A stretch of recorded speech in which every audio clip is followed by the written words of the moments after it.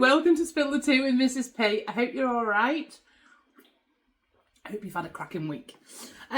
So, obviously, we're in December now, so we're going to go with the festive conversations and talk about death. Sounds about that. It's come up, because I thought this was quite interesting. This is a conversation Mr. P and I have had recently. We were talking about when each of us die. And he is very, very firm in that he doesn't want to be cremated. He wants to be buried. His choice. Fine. I'm not bothered because in my opinion, I'm not going to know about it. Do what's easier. Not bothered.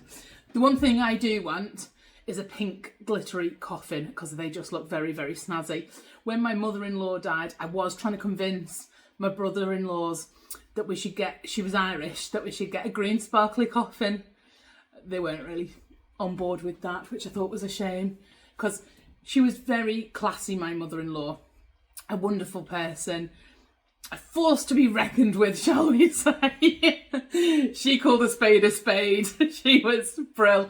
But I think if she'd have rocked up at her funeral in a green sparkly coffin, everyone would have gone, didn't see that coming. There you go. But to be fair with me, they'd have probably gone, yeah, that's Gemma. So there we go. Anyway, I digress. Mr. P wants to be buried, doesn't want to be cremated, very firm on this. Okay, fine, I get that. Now, Scotland is a massive part of Mr. P. It's almost who he is. Like, he grew up in Scotland. We go on holiday there so much. We love it. It is a beautiful, beautiful place. And he wants to be buried on top of a hill overlooking a loch. And I get that. I do. It's spectacular. But my argument was, what about the people you're leaving behind? What about the people who want to go and visit your grave? But we could live easily 4 to 6 hours away. Not 46, 4 to 6. We only live in Lancashire.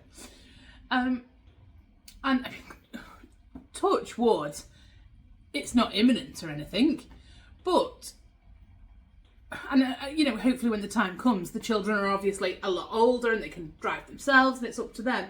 But do you go, right, it's his dying wish, so that's what he gets?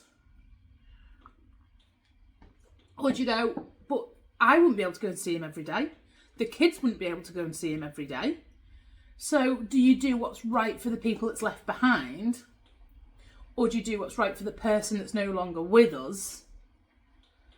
But, do you see what I mean? Because I would feel like if I was to bury him in a churchyard in Cheshire, a big part of me would go, he'd kill me if he knew. But the kids could go when they needed and they could find comfort from that. But he wouldn't be happy, but the kids would. Not they wouldn't be happy because he's still dead. But they've got that comfort that they could go every day if they wanted to. Whereas if he's in Scotland, he'd be happy in eternal peace or eternal bliss, however you say it. But we couldn't go and visit him. And is that a part of grieving? See, Mr. P doesn't go to graves. Both his parents have passed on. And he doesn't go and visit them because he doesn't feel like he needs to. He can think about them and they're there when, you know, they're always in his thoughts. He doesn't need to go to a grave to feel close to them. I think I'm quite different. I went to his mum's grave when he died. I went to see her after she died and stuff. And I needed that to grieve for her. You know, so there's things like that. I think a resting place is very important to the people left behind. And he goes, his opinion is, they're not there anymore. It's not them. And I get that. But if that's the case, does it matter where he's buried? Do you see what I mean?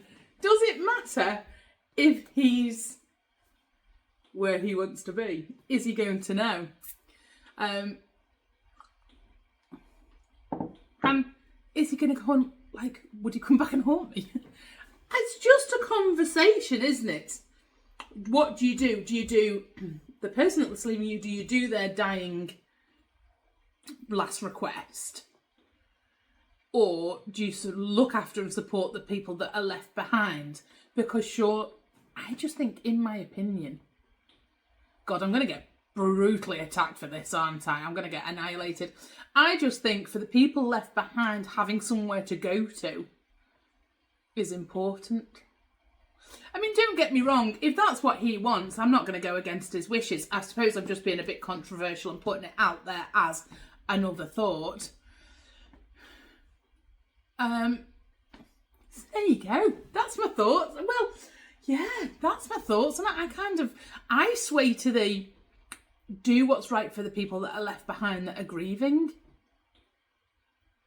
God, he might divorce me after this. He's going to have it written in stone. Just, isn't he? He's going to watch this and go, I could end up anywhere. You could end up cremated. Yeah, it depends what's cheaper. I wouldn't do that. But yeah, just my conversation, we were discussing it, and I think he could see my point of view. You know, people do want to go and visit graves, and if they're far away, can they not go? And it's just because he's very of the opinion that's what I want, but he's also of the opinion of you don't need to go to the grave to think of someone. So I find his thoughts quite contradicting, because it doesn't matter where you are, does it matter? So there you go. I suppose I've not really concluded this very well. I'm a little scared of everyone going, what a bitch. I think what I'll do is have him stuffed and sat in the living room or looking for his glasses. Because that's what he's usually doing. So there you go. Trying to put a cheerful note on it. I hope you're all okay. I'm sorry if I've upset you. The thought was really good in my head, and then as I'm saying it, I'm going, oh God, you're digging deeper and deeper here, girl. So I do apologise. I hope you're all well, and I hope you have a fabulous Christmas. I'll speak to you soon.